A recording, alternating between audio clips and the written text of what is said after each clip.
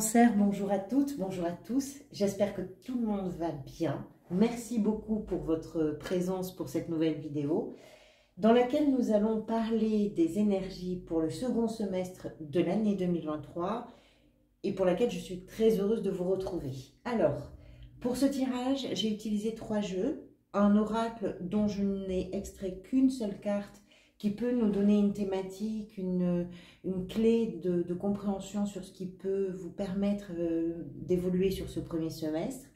Un premier jeu de tarot ici qui nous donne une vision très générale d'une situation évolutive, à condition que vous vous reconnaissiez dans ce tirage, vous le savez. Et enfin, un troisième jeu de tarot dont je n'ai utilisé que les arcades majeures pour nous donner une indication du mois de juillet jusqu'au mois de décembre, donc mois par mois, quelles sont les arcanes majeures qui vont peut-être vous accompagner et que nous reprendrons lors des lectures mensuelles, bien évidemment. Alors, pour commencer avec cet oracle, vous avez la carte numéro 34 qui est sortie.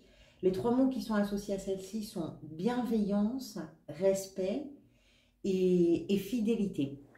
C'est une carte importante parce que je pense que ce qui va peut-être vous permettre, vous, de sortir d'une forme d'instabilité, ça va être de chercher dans vos relations, ou en tout cas de créer, pas forcément chercher, créer, amener dans vos relations aux autres, peut-être dans une relation en particulier, une forme d'authenticité. Je pense que ça va être général, hein. Je pense vraiment que ça va être général.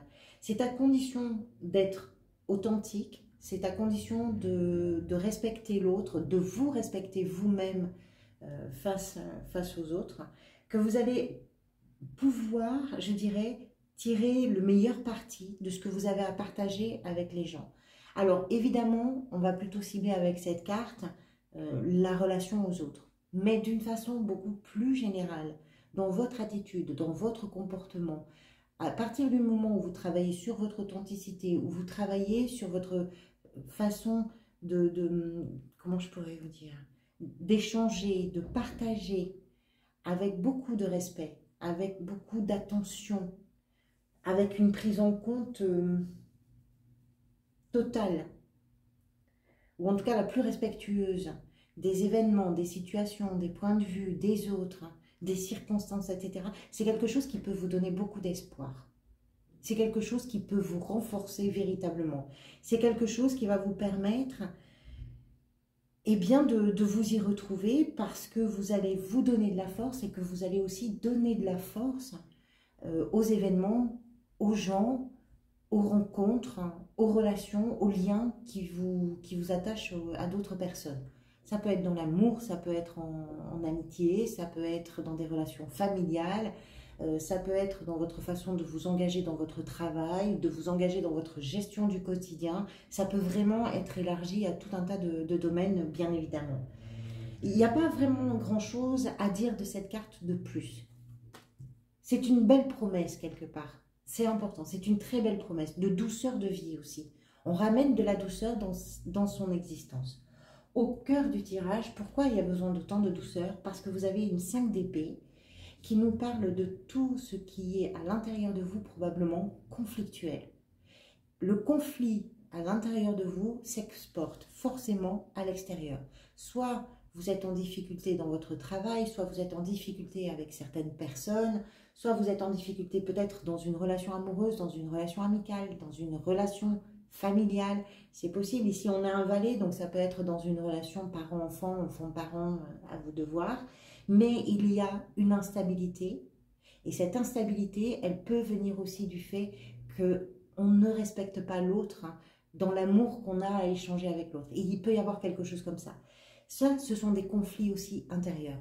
Ce qui se chamaille à l'intérieur de vous provoque des chamailleries à l'extérieur. On n'est pas sur un drame très grave, mais c'est nerveux, c'est piquant, c'est un peu agité.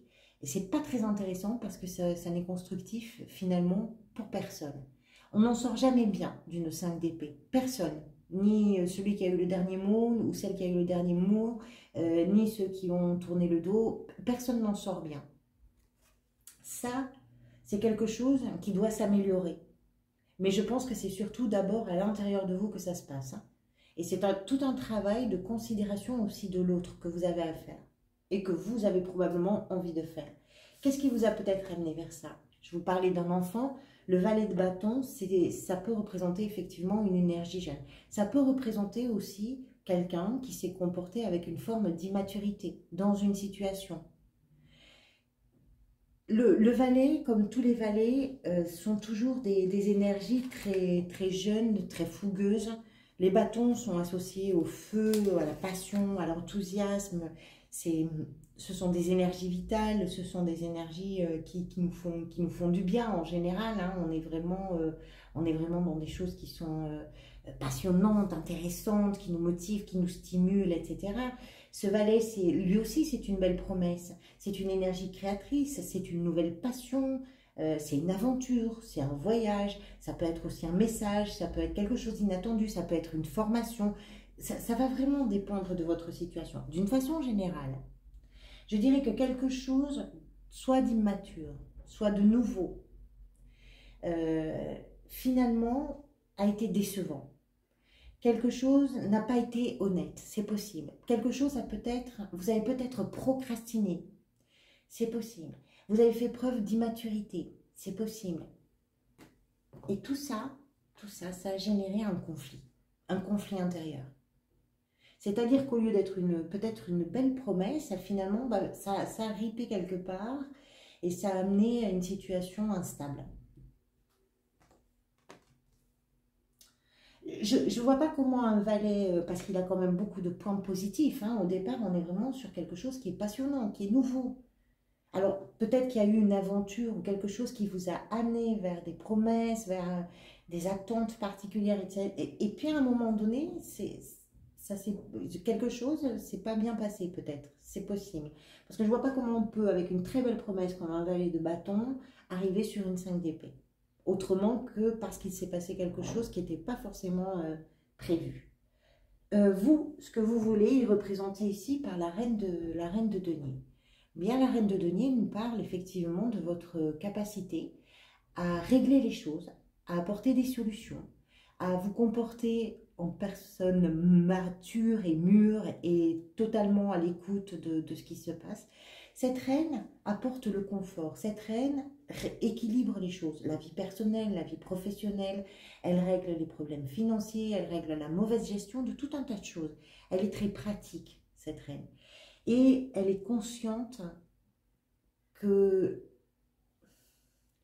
son confort à elle, son bien-être à elle, va passer par veiller au confort et au bien-être des gens qu'elle aime. Et le confort et le bien-être des gens que vous aimez, vous, eh bien ça passe aussi par votre façon de montrer votre amour avec une forme de bienveillance, avec le respect, avec la fidélité. Qu'est-ce qui vous lie aux gens?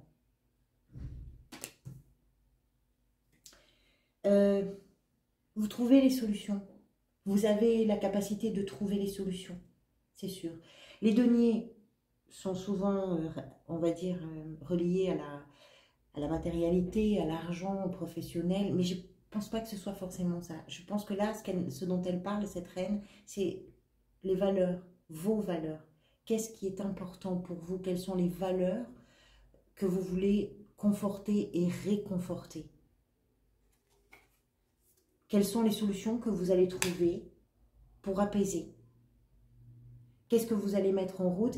Quels sont les moyens que vous allez mettre en avant, en action, pour vous permettre d'apaiser quelque chose? Et c'est important, parce qu'il y va aussi de votre propre stabilité. Il y va de votre sécurité quelque part. Une sécurité émotionnelle, une sécurité, peu importe. Qu'est-ce qui peut venir vous aider? La 2 de bâton nous explique que ce qui peut venir vous aider, c'est de comprendre un peu plus loin ce qui peut se passer et de faire des choix en conséquence. Ce personnage est en train de regarder loin. Il y a des notions de territoire inconnu pour certains et certaines d'entre vous. Il y a des notions peut-être de voyage, de départ, de mouvement en tout cas géographique sur le semestre, c'est possible. En quoi ça peut être lié? Je ne sais pas, mais ça peut être aussi parfois quand on déménage, quand on quitte une ville ou quelque chose comme ça peut être aussi des éléments déclencheurs pour se rendre compte de qu'est-ce qui est important pour soi, qu'est-ce qu'on a envie de défendre dans nos relations, etc. Ce qui vient vous aider, c'est de bien comprendre, je dirais, les conséquences de vos choix. De bien comprendre que si vous vous positionnez de telle façon, pour l'avenir, ça peut porter tel fruit. C'est une croisée des chemins et vous l'avez dans la position de ce qui vient vous aider. Quelle direction vous prenez? Quelle direction vous avez-vous envie de prendre dans les situations dans lesquelles vous vous trouvez, confronté? Ce vers quoi ça pourrait aller, l'ermite, qu'on retrouve ici d'ailleurs dans le tirage, l'ermite nous indique que ça va vers quelque chose, une étape importante pour vous, parce que c'est une compréhension, c'est une clé de compréhension sur votre propre mode de fonctionnement probablement, j'ai envie de dire sur ce qui se passe autour de vous quand vous faites les choses avec beaucoup d'amour, quand vous faites les choses avec du respect, quand vous faites les choses avec une conscience que l'autre ou qu'une situation a aussi son droit d'être ou d'exister indépendamment de votre façon de les penser. Être bienveillant ou bienveillante, être respectueux ou respectueuse des autres et des situations, c'est aussi savoir que tout n'est pas défini selon son propre schéma ou sa propre façon de penser. Et c'est une étape importante de compréhension pour vous. Parce que ça vous donne une clé qui vous manque peut-être encore et que vous allez découvrir sur ce semestre, si vous vous reconnaissez dans ce tirage. Alors, mois par mois, comment ça peut se décliner? Vous avez pour le mois de juillet le monde. Le monde nous explique qu'il y a un aboutissement de quelque chose se réalise, quelque chose arrive à son terme, à son apogée, à son point culminant, quelque chose devient. À partir de là, vous pouvez démarrer différemment. Vous pouvez repartir sur une boucle d'apprentissage, de découverte, de désir, d'envie, etc. En juillet, il y a une réussite, une finalité, il y a une concrétisation, une réalisation. Alors cette carte est plutôt positive et elle peut englober tout un tas d'événements, tout un contexte, voilà, ça peut englober beaucoup de choses. Le monde, c'est un tout. Donc juillet est le mois d'une réalisation, d'un aboutissement, d'une concrétisation de quelque chose et d'important qui va vous permettre à vous de pouvoir démarrer différemment, de pouvoir démarrer quelque chose. Août, le diable. Alors, le diable nous parle de ceux que l'on a construits, souvent dans sa tête, mais finalement aussi dans sa vie, pour nous empêcher de tourner rond. C'est pas plus compliqué que ça. C'est une emprise, soit parce qu'on est attaché à un mode de fonctionnement, soit parce qu'on est dépendant affectivement, soit parce qu'on est addict à quelque chose, un produit, une vie, je ne sais pas. Et tout ça, ce sont des conditionnements qui sont véritablement des troubles faits et des empêcheurs de tourner en rond.